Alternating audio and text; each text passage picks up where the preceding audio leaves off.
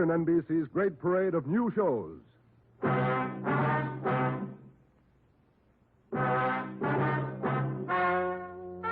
Ladies and gentlemen, the story you are about to hear is true. Only the names have been changed to protect the innocent. NBC brings you Dragnet.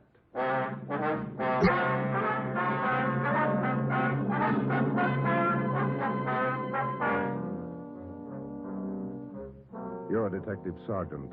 You're assigned to narcotics detail. For more than 2 months, doctors' offices have been burglarized, hospital pharmacies pillaged, drugstores robbed, medical supply firms ransacked, with one purpose in mind: the theft of narcotics. The criminals are expert, cunning, vicious. Your job, get them. Dragnet, the documented drama of an actual crime, investigated and solved by the men who unrelentingly stand watch on the security of your home, your family, and your life. For the next 30 minutes, transcribed in cooperation with the Los Angeles Police Department, you will travel step by step on the side of the law through an actual case from official police files. From beginning to end, from crime to punishment, Dragnet is the story of your police force in action.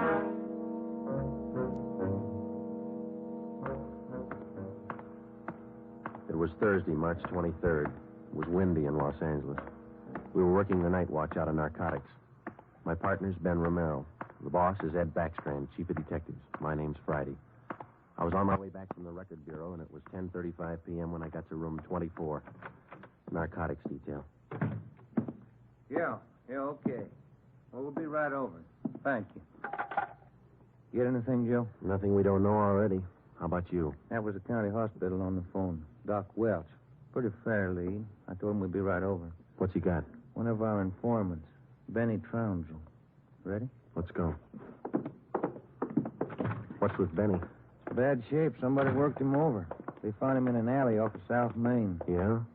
Doc says Trounsel talked before he passed out. Anything good? He claimed he knows who's running the new dope racket in town. Says they got him. No, let's take the stairs here, huh?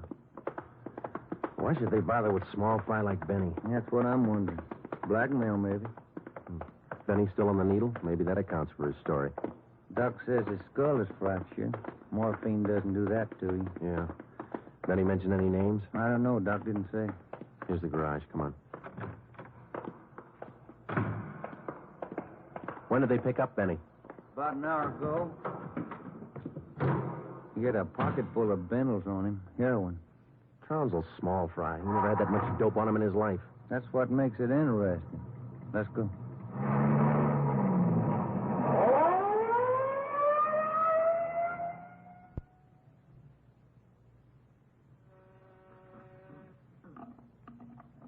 County Hospital? Yes, sir. The line is busy. Will you wait? Thank you. Can I help you, gentlemen? We'd like to see Dr. Welsh. She's expecting us. Your names, please? This is Sergeant Romero. My name's Friday, police officer. Oh, yes. Around the corner to your left, room 127. The doctor's waiting for you. Thank you. Come on, Ben. I hope Benny's still talking. We could sure use a lead. Yeah. Here it is. 127. Hiya, Ben. Joe? How are you, Doc? Anything new? Just left Trounsel upstairs. You think we can talk to him now? Won't do much good. He died about 6 minutes ago. For almost 2 years, Benny Trounsel, an addict himself, had been one of the most valuable informants Ben and I had in the narcotic gangs. More than once, he had helped us solve a case, but this time, if Benny Trounsel had any direct leads to the nerve center of the newest narcotic ring, he took them with him. Besides his dying accusation that the ring had gotten to him, he left behind only 2 small scraps of information. First, when he arrived at the county hospital, Dr. Welsh reported that Trounsel repeatedly muttered the name Patterson. Secondly, among the few personal effects found in his pockets was a good amount of heroin and a small piece of white paper with 2 words scrawled on it: Tucker Building. Benny Trounsel's body was taken to the county morgue, and the next morning it was posted. At the coroner's inquest, the cause of death was listed as a brain hemorrhage induced by severe blows by a blunt instrument on the sides and base of the skull, inflicted by a person or persons unknown.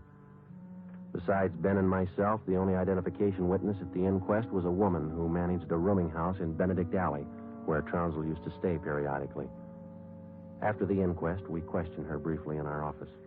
Miss Strite, you say you can't remember any friends Trounsel had while he stayed at your rooming house? No, I can't. Besides, if I knew that man used dope, I never would have rented him a room. How long did he rent from you, Miss Strite? About 6 months.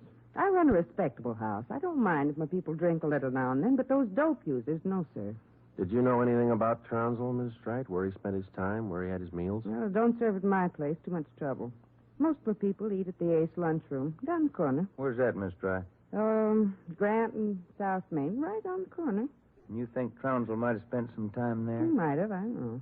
Miss Strite, did Trounsel ever mention anyone by the name of Patterson? No. Patterson?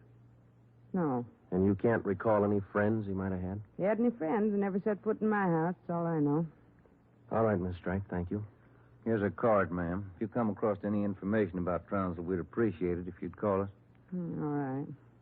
That all? That's all, ma'am. Thank you. Well, bye. Goodbye, ma'am. Big help. Yeah, not even a good identification witness. You got those listings we made on the Tucker building? Yeah. Yeah, let's see. Here it is. Okay, let me have it, huh? Tucker building, 7310 South Wilshire. I wonder what Benny Trounsel could have been doing out there. Shouldn't be too hard to check. It's a small building. Yeah. 6 listings for the whole place. A couple of law offices, real estate guy, dentist, architect, and a doctor. One dentist, one doctor. Could be a lead. Maybe. Pretty thin. Friday, Romero. You got a minute? Yes, Skipper. Come on, Joe. Yeah. What do you got, Ed? Letters. Here's a sample. Now listen to this. Chief of Detectives, Ed Backstrand, City Hall, Los Angeles. In view of mounting wave of narcotic robberies, strongly recommend that your efforts to curb this lawlessness be redoubled. They all like that? All of them. They're mad. Can you blame them? Not a bit. We haven't got much to go on, Chief. The gang's pretty smart. All right, then let's be smarter. There's no law against it. Doing our best, Skipper. Then make it better. I'm sick of that bunch, and I'm tired of these letters. And look at that record. In 2 months, 15 drugstores robbed, 8 medical offices, 2 supply houses, 2 hospital pharmacies. Narcotics missing every time. Now, who's behind it? None of the old-timers. We've checked them out. Gone over every hype and mainliner we know of. All right, then get on the transients. New faces. Climb on every one of them that shoots the stuff until you get to that gang and break it. If you need help, holler. But get to that gang and break it. You understand? Okay, Skipper, we'll try. You dig up anything on that Trounsel case yet? Still checking out one lead. What? Slip of paper we found in Trounsel's pocket, Ed.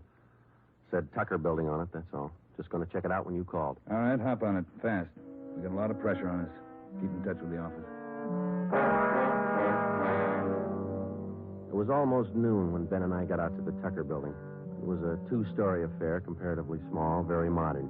We checked with the dentist in the building first, but he'd never heard of anyone by the name of Benny Trounsel. His records and appointment books proved it out. Well, that's one down, Joe. Yeah? Let's try that doctor's office now. What's his name? Let me see. Springer. Dr. Fred Springer. He's on the 2nd floor. Okay. There's a stairway down there. Come on. Pretty close to lunchtime. Might not be in. Maybe. Somebody should be there. We haven't got much time to play with. Yeah. Chief sure was up in there this morning. Here's the office. Fred Springer, M.D. Good morning. May I help you, gentlemen? We'd like to see Dr. Springer, please. Do you have an appointment? No, we don't. Well, the doctor's not in at present. Would you like to make an appointment for later in the day? No, ma'am. We're police officers. This is Sergeant Friday. I'm Sergeant Romero. How do you do? I'm Miss Turner. I'm the doctor's nurse. Then you must take care of the appointment and record books for the doctor. Yes, I do. Well, maybe you can give us the information we're looking for, Miss Turner. Did the doctor ever have a patient by the name of Trounsel? Benny Trounsel? Trounsel? Mm-hmm. No, I don't think so. Just a moment. I'll check. Thank you. No. Trounsel, is that the way you spell it? Yes, ma'am. No. The name's not listed here. Let me check the account book.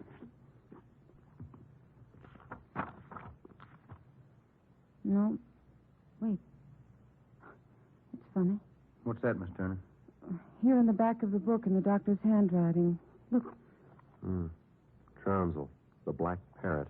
Certainly funny. I can't remember seeing that notation before. It must be fairly recent. Miss Turner, what kind of a clientele would you say Dr. Springer has? Oh, it's quite exclusive. Beverly Hills, Bel Air. That's where most of the bills are mailed. Can you recall seeing Trounsel in the office here, Miss Turner? Small man, thin, walked with a kind of a limp, not very well dressed. No, I don't think so. Doesn't sound like any of our patients.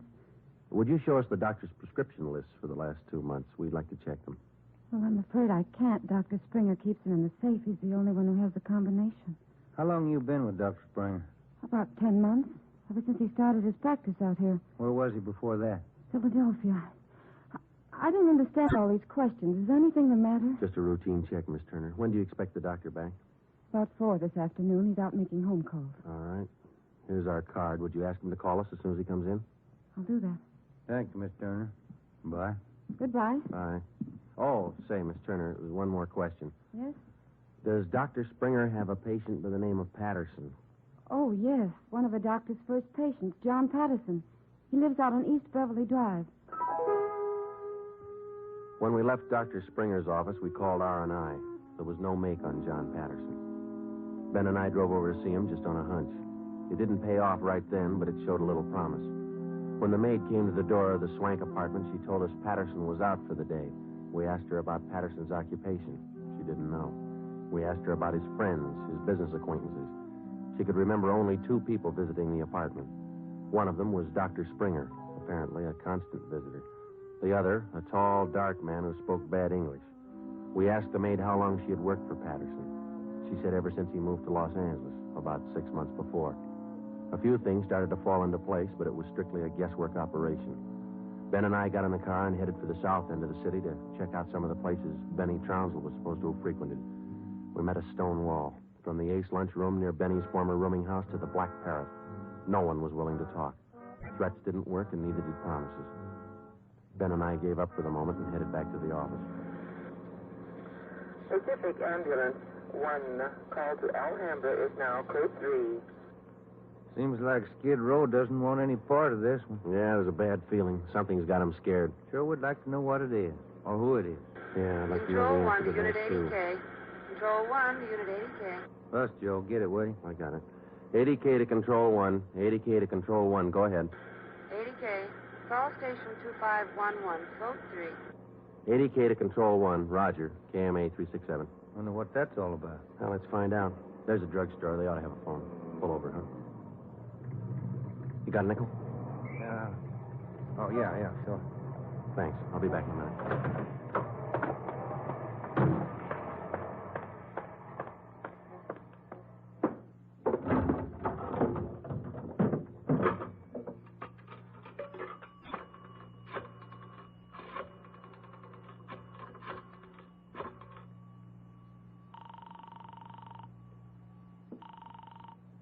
City Hall. 2511. Thank you. Chief of Detective's Office, Hannon. This Friday, Mike. The chief there? Oh, yeah, just a minute. Backstrand talking. This Friday, Ed. What do you got? You tied up? Nothing big. Then check in as soon as you can. Got something good. What? You remember the stick-up at St. Agnes Hospital about a month ago? Pharmacy there? What about it? 2 patrolmen picked up a user down near Union Station about an hour and a half ago. Yeah? Guy was way back on his heels. He had 2 vials of morphine on him. Vials had serial numbers. Good. Did they match out? Perfectly. Thanks, Ed. We'll be right in.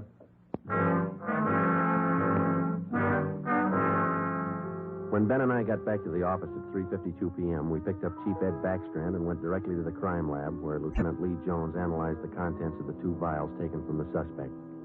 Jones told us it was high-grade morphine. We went back to the office and double-checked the serial numbers on the vials with the crime report on the St. Agnes Hospital robbery. They matched. And there's a good break. These vials were in the loot when the gang knocked over the hospital 28 days ago. Now stay on the trail and we'll crack that gang wide open. This the arrest report on the guy, Ed? Yeah. Picked him up in a bar off South Main. Who is the guy? Transient? Yeah, here it is, Ben.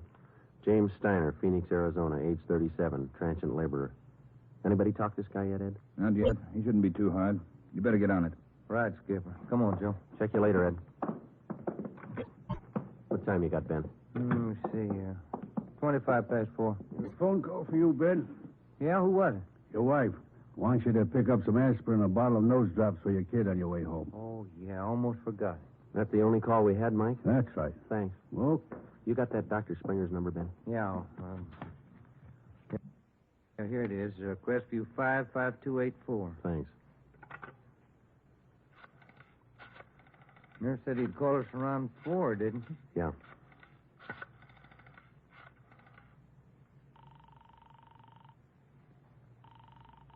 Dr. Springer's office? This is Sergeant Friday down at the police department. Dr. Springer there? Well, no, he isn't, Sergeant. He called in about 20 minutes ago, and I gave him your message. He said he'd call you. All right, Miss Turner. When he comes in, tell him to call us. Impress on him it's urgent. All right, Sergeant, I'll do that. Goodbye. Goodbye. No luck? I don't know. Just a hunch. He may be ducking us. Who are you calling now? State Medical Board. Maybe they can check us out on Dr. Springer.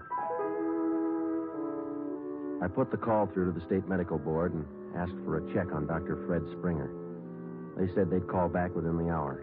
In the meantime, we had James Steiner brought to one of the interrogation rooms for questioning. It was all talk. Look, it's like I told the sergeant when they booked me. I don't know anything about this hospital job. Sit down, Steiner. Oh, all right, thanks. How long you been in the city, Steiner? L.A.? Oh, about a month. I came from Phoenix, looking for work. Things are pretty slow in Phoenix. Where'd you get the morphine? Huh? I said, where'd you get the morphine? The stuff? I bought it. Just for a pop now and then. I just play around with it. Just for kicks. Who'd you buy the vials from? Who? I don't know. Guy in a bar. Gave me a price. Which bar was that? Which bar? The Black Parrot. I'm not hooked. I just play around with it just for kicks. What did the guy look like, Steiner? What did he look like? I don't know. Tall, I guess. Would you remember him if you saw him again? Remember? Sure. I talked to him a couple of nights at the bar. Was he on this stuff? Was he a hype? Hype? Yeah, maybe.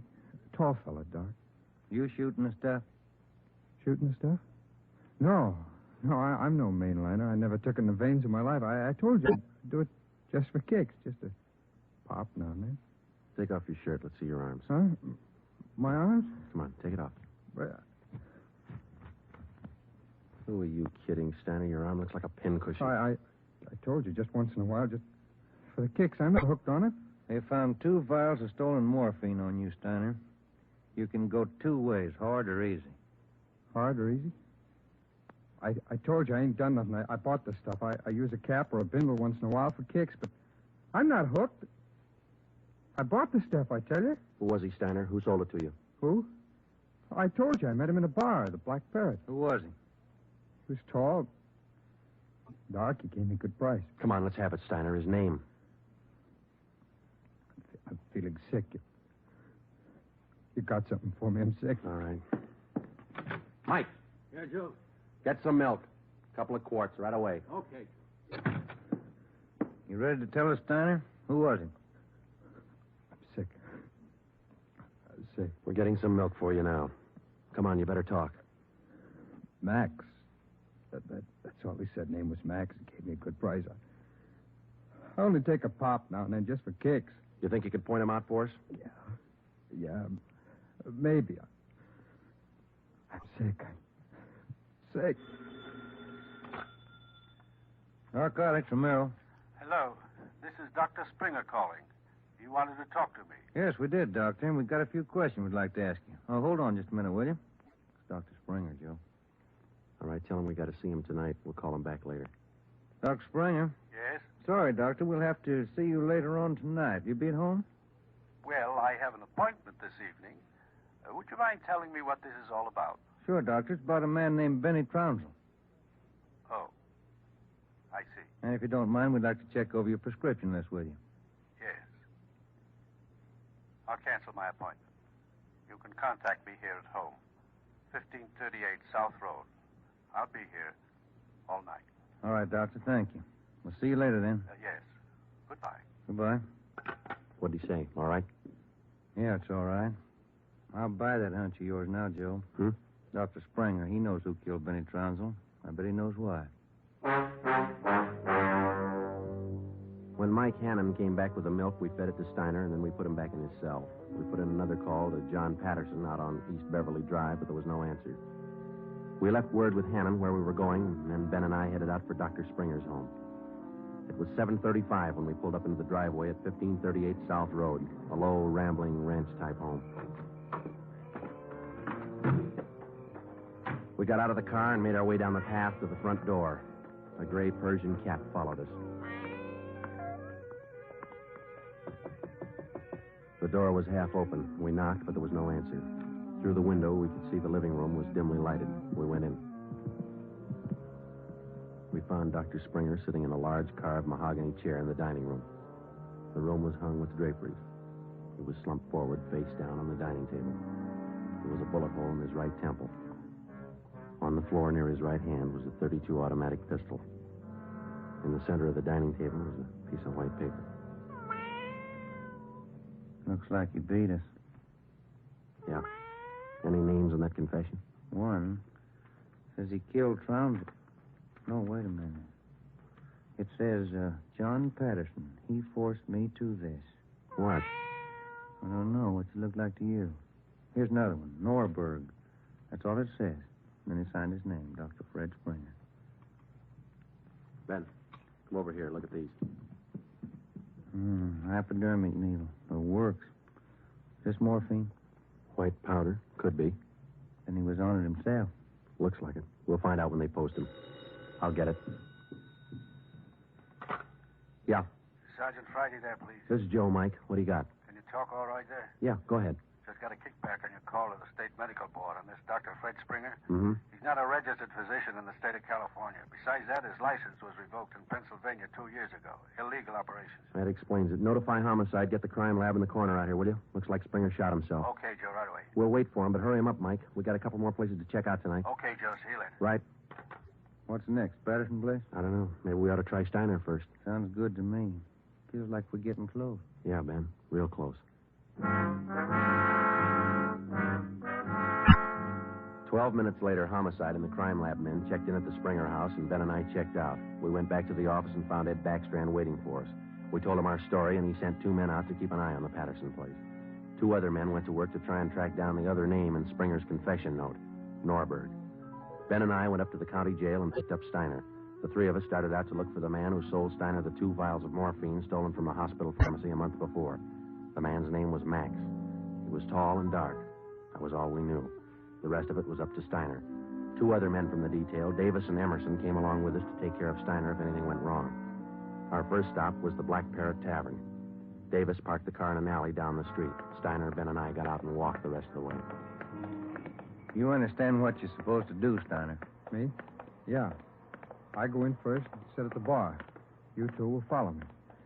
I sit at the bar, and if I see Max, I give you the sign. That's okay, huh? That's right. And you don't try to break for it. Break for it? Me? I told you, I'm squaring with you guys. All right, Steiner. Go ahead. Let's hope it works, Joe. Yeah. There he goes inside. Come on. Now, look, try to grab one of the booths along the wall if you can, huh? Right. Here we are.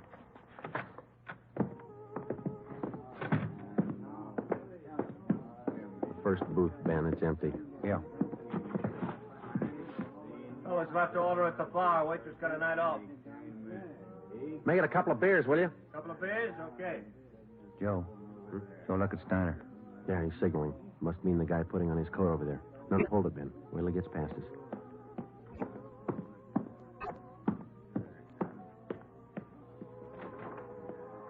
All right, get Steiner back to the car. I'll tail the guy. You come after me.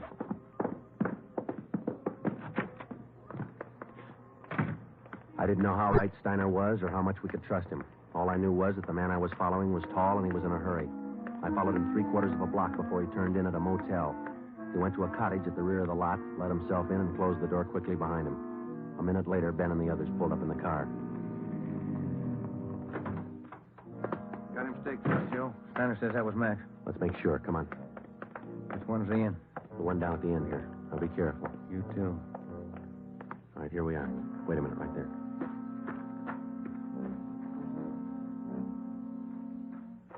Look, there's no rear door. He's got to come out the front. Keep the door clear. You ready? All set. Cover me.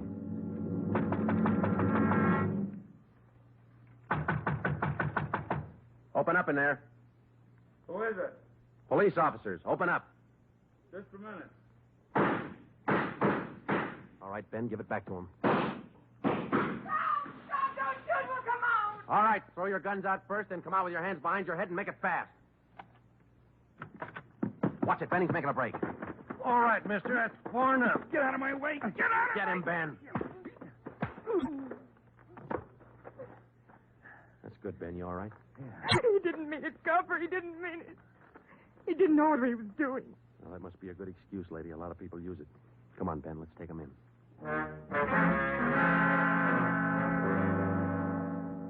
It was 10 minutes past midnight when we got back to headquarters. Both the man and the woman were booked for violation of the State Narcotics Act, a felony. He gave his name as Max Jansen. In his luggage, we found 13 vials of morphine, large quantities of heroin, and a small amount of Panopin. He gave us the names and addresses of 6 active members of the narcotics gang. He identified Dr. Springer as second in command. Just a few more questions, Jansen. Yeah, all right. Why did Springer kill Trounsel? He had it coming. Trounsel knew the score, and he was blackmailing them, bleeding them white. Why didn't the gang take care of him? The boss said no rough stuff. Things were going too good. He warned Springer, but he wouldn't listen. All right, Jensen, just one more question. Who's the boss? So I get off light? State's witness? It might help. We can't promise you anything. Who's the boss, Patterson?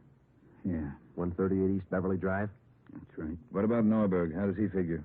It's the same guy. Patterson and Norberg, both the same. And what's his real name? Norberg. Tony Norberg. What's his front? He's legitter.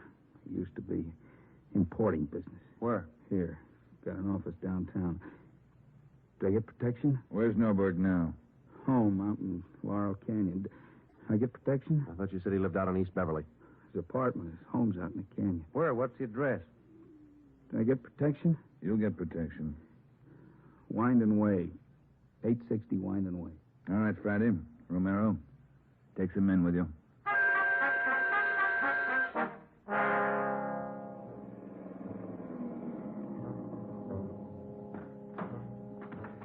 All right, Davis, cover the back of the house. Levine, you cover the front. Come on, Ben.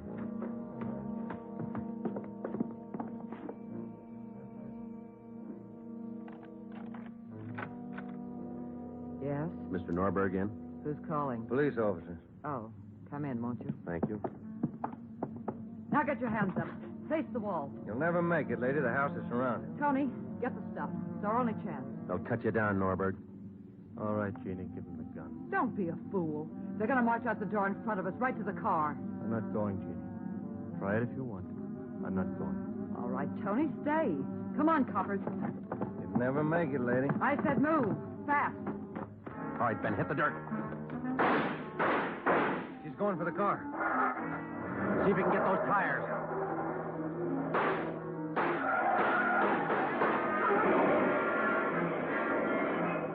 Come on.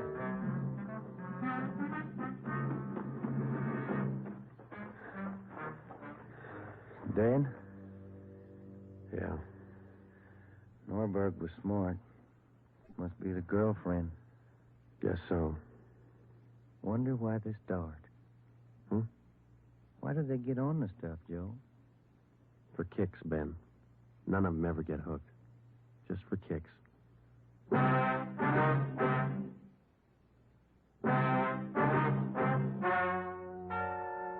story you have just heard is true. Only the names were changed to protect the innocent. Tony Norberg, alias John Patterson, was tried and convicted for possession of narcotics, robbery, and conspiracy, and was sentenced to the maximum term prescribed by law, each count to run consecutively. He died 3 years and 11 days after his arrival at the state penitentiary.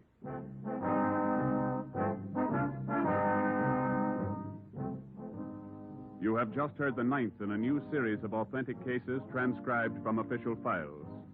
Technical advice for Dragnet is furnished by the Los Angeles Police Department.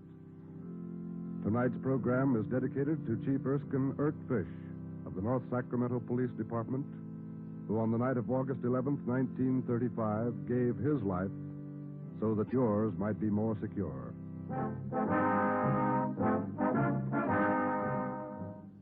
Dragnet came to you from Los Angeles. This is NBC, the national broadcasting company.